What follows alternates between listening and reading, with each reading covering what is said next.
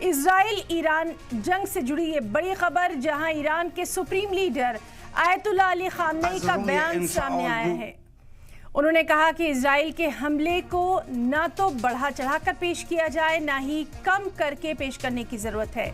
उन्होंने ये भी कहा कि इजरायली हुकूमत की गलतफहमियों को दूर किया जाना चाहिए। इजरायली हमले के जवाब में ईरान का बड़ा बयान सामने आया है। यहाँ पर ईरान के supreme leader Ayatollah Ali Khamenei का बयान सामने आया है। उन्होंने साफ तौर पर कहा कि ईरान को इजराइल पर हमला करने का हक हासिल है। ईरान इलाकाई अमन को बहाल रखने को तरजीह देता है। मिडल ईस्ट में इस वक्त तनाव अपने उरूज पर देखा जा रहा है। ईरान पर इजराइल का मुबैना जवाबी हमलों ने हालात को गैर मुस्तहकम कर दिया है। वहीं हमले के फौरी बाद अमेरिका भी इस पे कूद पड़ा है। ईरानी हुकूमत को जवाबी कार्रवाई के किसी भी इरादे को लेकर आगाह किया है।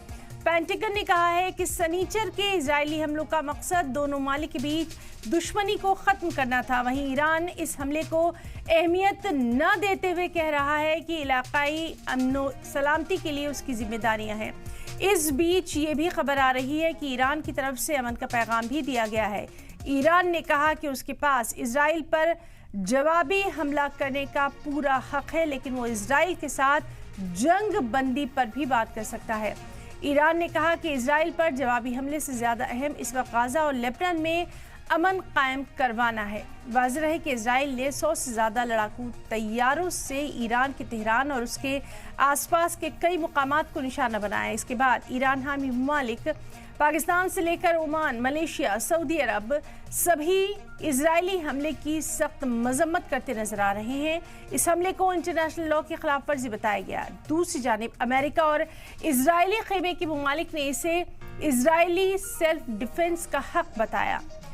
आपको बताएं कि गाजा में इजराइल के हमले लगातार जारी हैं। इजरायली हमले में अब तक करीब 43,000 फिलिस्तीनियों की जानें जा चुकी हैं और ताज़ा इत्तलात के मुताबिक इजराइल ने गाजा पर गुज़िश्ता रात भी हमला किया। इजरायली फिज़ाइया हमलों में कम से कम 22 लोगों की मौत हो गई है, जिनमें 11 ख़वातीन और 2 बच्चे शामिल हैं। इस बीच ईरान ने गाजा और लेबनान में जंगबंदी की मांग उठाई है। अब देखना यह है कि इजराइल जंगबंदी के लिए तैयार होगा या नहीं। वहीं दूसरी तरफ इजराइल में हज़ारों लोग अपने रिश्तेदारों और हामियों के साथ तेल अवीव में हफ्तेवार एहतजाजी रैली में भी शामिल हुए। इन मुजाहिरीन ने बंधकों की रिहाई और फौरी तौर पर जंगबंदी की मांग की है। इन मुजाहिरीन ने साफ तौर पर कहा कि हमास की हार हो चुकी है, अब जंगबंदी में देरी क्यों की जा रही है। मुजाहिरीन ने सवाल भी उठाया कि सरकार ने किसी ऐसे समझौते के लिए कोई पहल क्यों नहीं की जिससे सभी बंधकों को बहिफाजत वापस घर लाया जा सके।